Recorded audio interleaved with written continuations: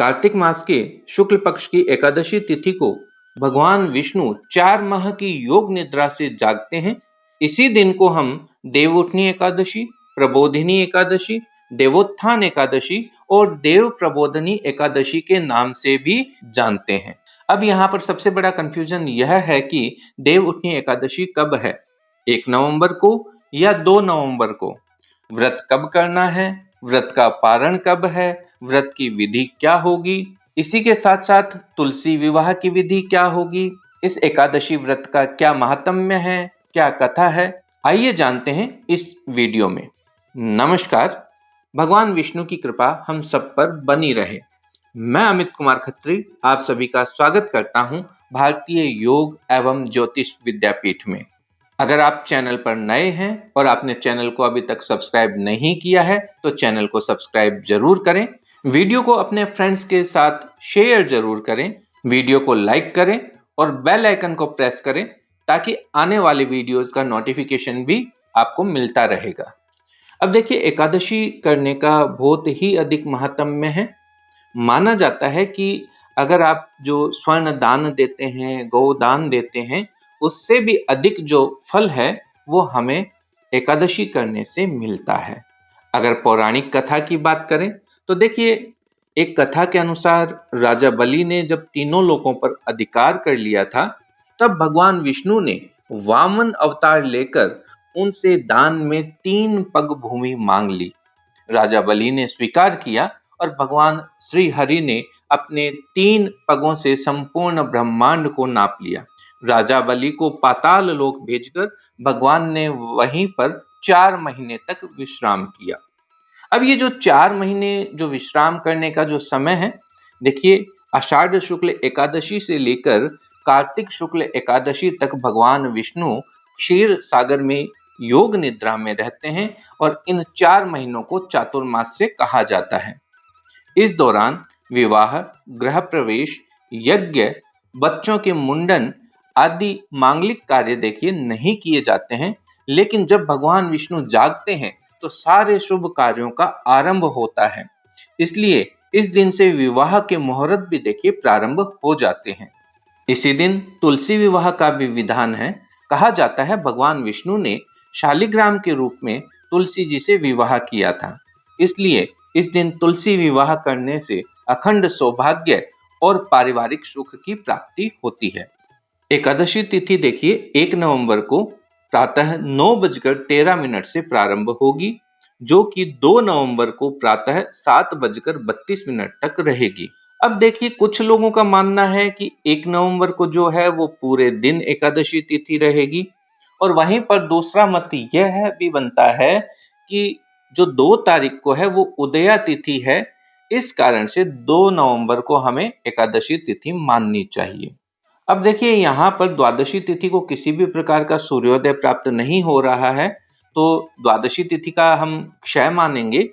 और इसी के साथ साथ देखिए, दशमी और एकादशी तिथि जब एक साथ होती है तो वहां पर एकादशी तिथि को कम महत्व दिया जाता है, वहीं एकादशी और द्वादशी तिथि को जब साथ में हो तो उसे वहां पर एकादशी तिथि का महत्व होता है।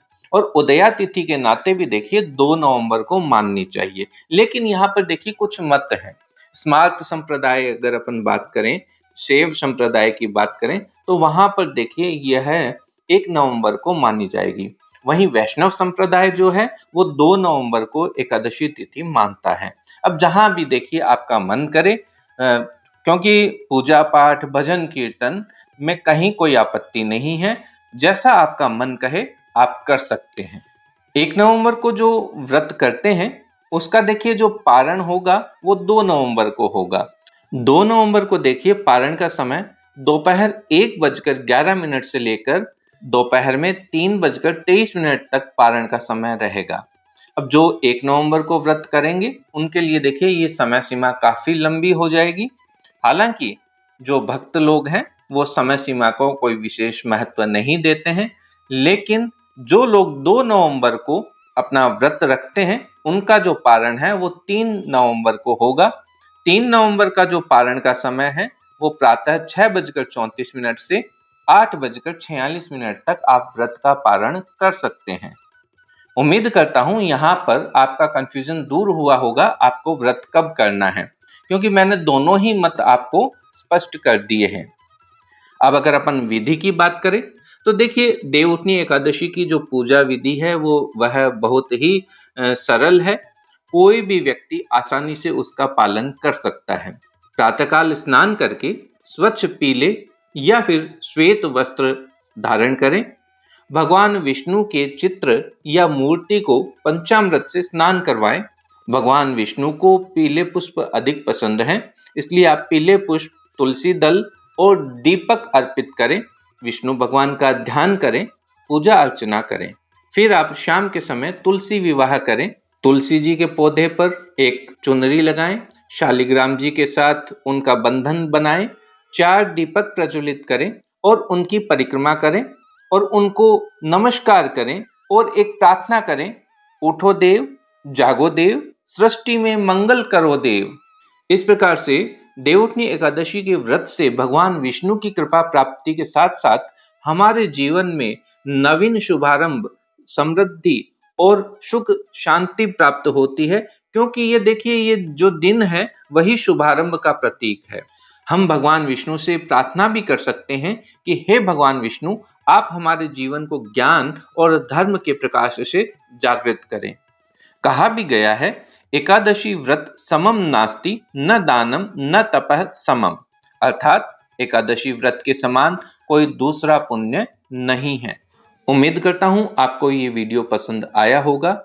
अगर आप ज्योतिष, भक्ति, भारतीय ज्ञान और योग से जुड़े विषय पर वीडियो प्राप्त करना चाहते हैं तो चैनल को सब्सक्राइब जरूर करें, बेल आइकन को प्रेस करें ताकि आने वाले वीडियोस की नोटिफिकेशन भी आपको मिलती रहे।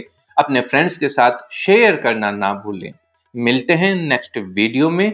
धन्यवाद। भगवान विष्णु की कृपा हम सब पर बनी रहे।